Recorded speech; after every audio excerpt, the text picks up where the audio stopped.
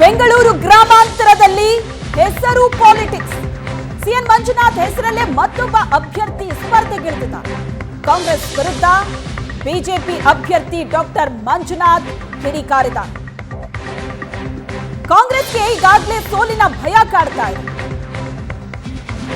ಹಿಂದೆ ಮಂತ್ರ ಯಂತ್ರ ಕೆಲಸ ಮಾಡ್ತಾ ಇದೆ ಅಂತ ಹೇಳ್ತಾ ಇದ್ರು, ಈಗ ಕುತಂತ್ರ ಕೆಲಸ ಮಾಡ್ತಾ ಇದೆ ಅಂತ ಡಾಕ್ಟರ್ ಮಂಜುನಾಥ್ ಕಿಡಿಕಾರಿದ್ದಾರೆ.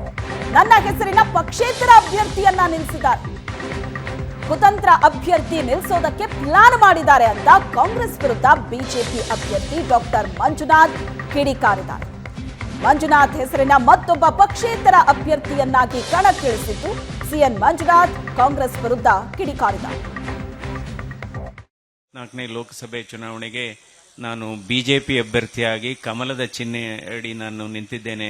ಯಾಕೆಂದರೆ ಈಗಾಗಲೇ ನಾವು ಹೇಳ್ತೀವಿ, ಹಿಂದೆ ಎಲ್ಲ ಮಂತ್ರ ಕೆಲಸ ಮಾಡೋದಂತೆ, ಬಹಳ ಹಿಂದೆ ನಮ್ಮ ಪೂರ್ವಿಕರ ಕಾಲದಲ್ಲಿ.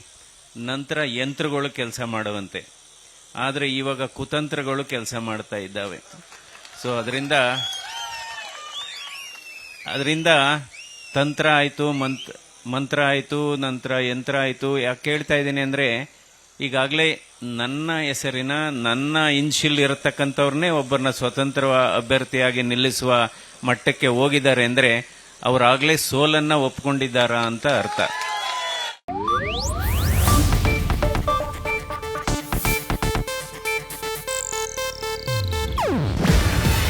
ಇದು ಏಷ್ಯಾನೆಟ್ ನ್ಯೂಸ್ ನೆಟ್ವರ್ಕ್ ಪ್ರಸ್ತುತಿ.